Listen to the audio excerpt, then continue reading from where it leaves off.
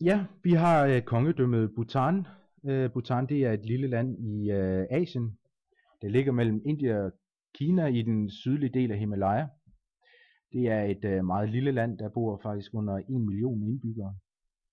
Nærmere bestemt cirka 700.000. Øh, som vi ser, så ser Bhutan ud til faktisk at ligne mange andre lande. Vi har jo fase 3 her og fase 4 her.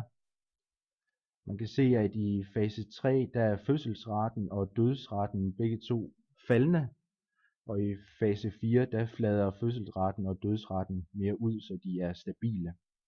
Grunden til, at de gør det, det er jo selvfølgelig på grund af uddannelse, teknologi og andre moderne tiltag, der gør, at der ikke er brug for så mange børn til at arbejde i produktionen eller i landbruget.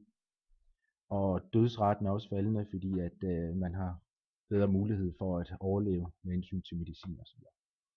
Hernede der ser vi så Bhutans befolkningens gruppe inddelt efter alder.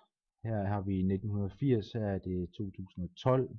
Så man kan se, så har vi de 0-4-årige, de udgør langt den største del af befolkningen, hvor det faktisk i 2012 er de 20-24-årige, der udgør den største del af befolkningen. Det betyder, at på længere sigt, at Bhutans samlede indbyggertal jo bliver, eller befolkningen bliver faktisk ældre og ældre. Det her det er det, vi kalder en regressiv befolkningspyramide.